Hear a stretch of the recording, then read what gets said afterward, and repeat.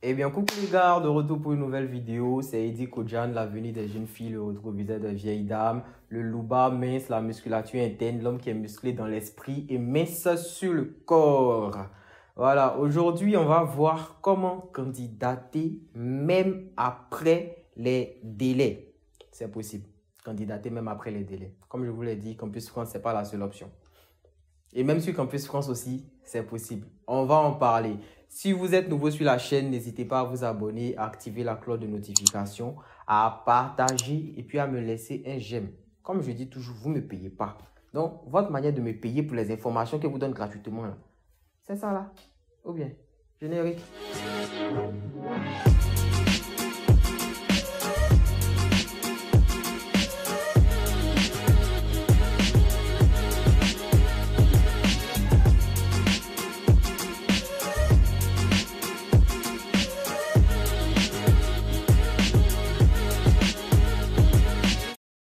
Eh bien, de retour.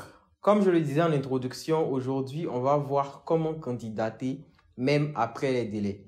Je ne vais pas m'attarder sur les dates des délais, les dates limites, pardon, parce que ça varie en fonction des pays.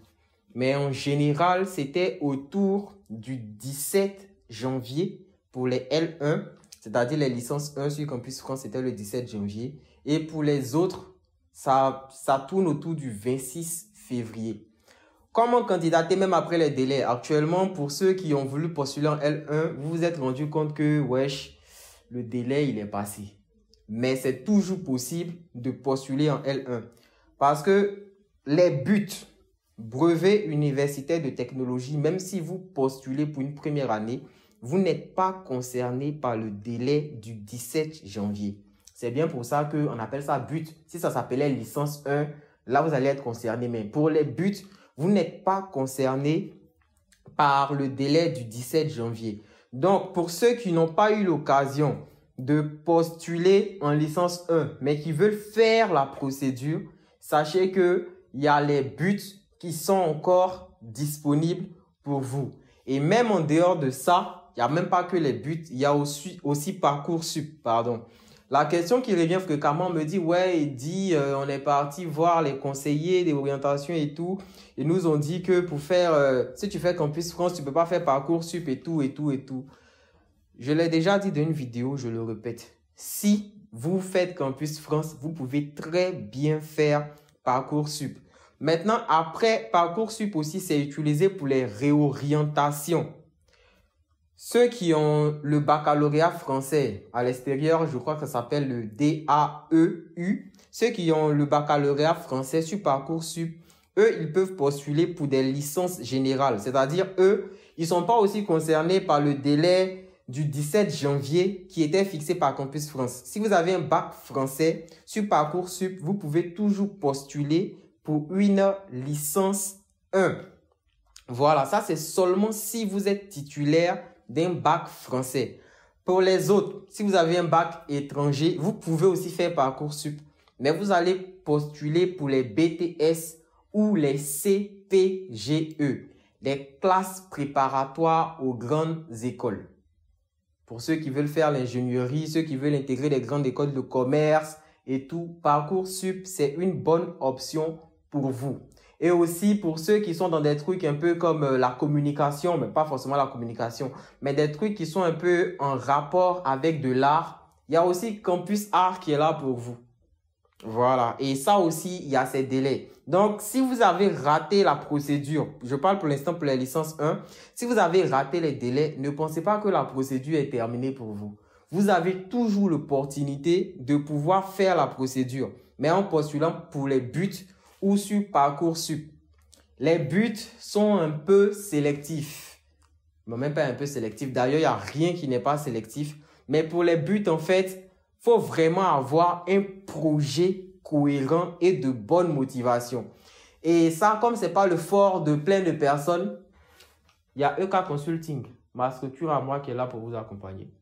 On vous suit sur Parcoursup du début de votre procédure, création du compte, tout ce qu'il y a à faire, choix d'école. On vous fait les lettres de motivation, on vous fait un coaching avec moi-même. Le coaching, c'est avec moi-même. On se fait ça par appel vidéo. jusqu'à ce que je sois convaincu que vous êtes prêt pour aller faire l'entretien.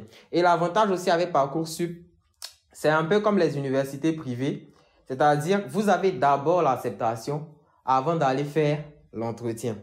Voilà. Pour ceux qui sont par exemple en licence 3, qui veulent faire des réorientations, vous êtes concernés par Parcoursup.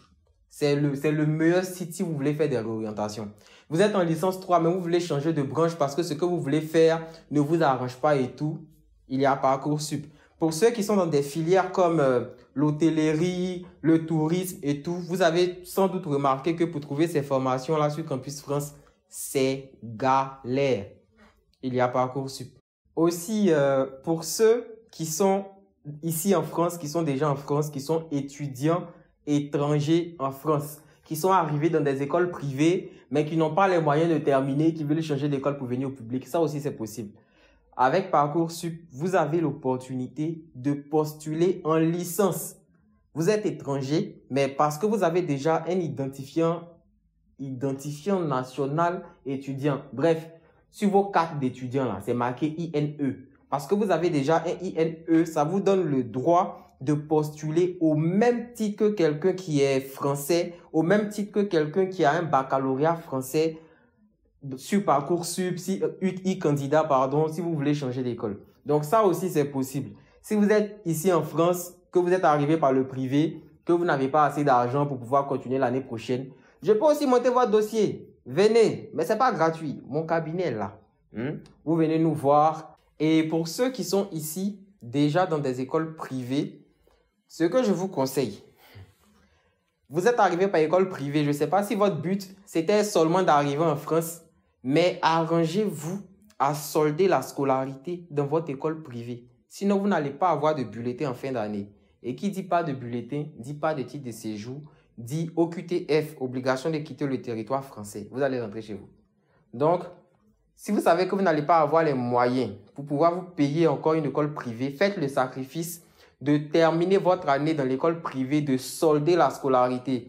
Même si vous n'avez pas la moyenne pour passer en classe supérieure, c'est pas grave. Mais au moins, vous avez un justificatif qui prouve que vous avez étudié. Et puis, venez nous voir pour Parcoursup. On est là pour vous accompagner. Et pour parler maintenant des autres, pour ceux qui vont rater leur procédure pour le 26 février, et comme je le dis, n'ayez jamais un seul plan. Ayez toujours un plan B. Votre procédure Campus France là, ça peut ne pas marcher. C'est pour ça qu'il y a Parcoursup qui est à côté. C'est pour ça qu'il y a des universités privées qui sont à côté. Pour ceux qui sont en licence 3, il existe ce qu'on appelle Paris-Saclay. C'est-à-dire, d'habitude, il demande à ce que vous soyez titulaire d'une licence. Mais selon les dernières informations que j'ai eues, c'est possible de postuler pour Paris-Saclay même étant en licence 3. Et c'est pour une admission en master. Mais seulement à la différence, sur Paris-Saclay, ils vont vous demander d'avoir une lettre de recommandation. Bon, une lettre de recommandation, c'est trop dit, mais un référent, un professeur qui vous recommande, si je peux le dire ainsi. Voilà, donc c'est là que ça va bloquer beaucoup. Mais sinon, si la procédure Campus France n'a pas marché, et que vous êtes en L3 ou que vous êtes en master, c'est pas terminé pour vous. Il y a Paris-Saclay qui est là, qui existe. Vous n'allez pas aller payer 4 500 € comme si c'était au privé. Il y a Paris-Saclay qui est là, qui existe. Vous avez un bon projet, un professeur qui vous fait une lettre de recommandation. Vous avez plein de chances d'être accepté sur Paris-Saclay. Voilà, donc il y a tellement de, je sais pas comment dire, tellement d'opportunités de pouvoir postuler même après les délais. Je vais essayer de faire des vidéos détaillées sur chaque. La prochaine vidéo qui va venir, je vais faire une vidéo sur Parcoursup parce que je sais qu'il y a plein qui attendent ça. Après, je vais parler de Paris-Saclay. Voilà, mais il y a tellement de procédures qui vous permettent de pouvoir étudier en France sans forcément faire la procédure Campus France classique que tout le monde connaît là. Et ça, mon cabinet à moi est spécialisé dans ça. Donc, envoyez vos dossiers, on va faire. Vous voyez pas que genre, pour ceux qui m'ont suivi depuis le début, vous voyez pas que le teint, il est devenu un peu soigné, tout ça. Vous voulez pas goûter la fraîcheur des France? Mais regardez, envoyez vos dossiers, on va faire, vous allez avoir beaucoup plus de chance. Et pour ceux qui sont dans des écoles qui ne sont pas reconnues par le CAMES, par exemple, qui sont en licence 3 professionnelle, mais eux-mêmes, là, ils savent que à la fin, là, ils vont avoir leur diplôme, mais c'est pas reconnu. Vous avez aussi les buts qui sont là pour vous. Et il y a aussi Parcoursup qui est là pour vous. Si vous êtes en licence 3 professionnelle dans une école qui n'est pas reconnue, personne ne va vous juger parce que vous partez faire Parcoursup. Donc, si vous êtes intéressé par Parcoursup, quel que soit votre niveau, mais que vous êtes dans une école qui n'est pas reconnue par le CAMES, nous, on peut également vous accompagner. Paris-Saclay, ça concerne que les licences 3 et ceux qui sont peut-être en Master 1.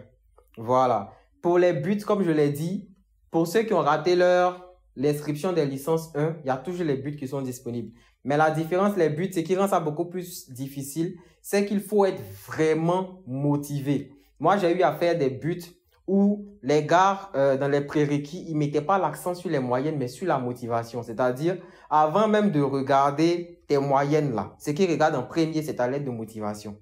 Voilà. Et puis, s'il vous plaît, il y a des gens, ils voient, ils font des lettres avec faute. Ça là, c'est motif de refus. Si vous êtes en droit ou dans ces filières là, que vous vous amusez à faire des erreurs, des fautes, vous n'accordez pas les verbes, vous ne mettez pas S quand il le faut. Même pour les petites erreurs où c'est comme un S que vous avez oublié ou que vous avez sauté un petit mot, on ne vous tient pas à rigueur. Mais l'accord des verbes, s'il vous plaît, vous qui êtes en droit, s'il vous plaît. Je vais m'arrêter là pour aujourd'hui. On va s'attraper pour une vidéo. D'ici là, abonnez-vous, activez la cloche de notification et puis partagez. On est ensemble.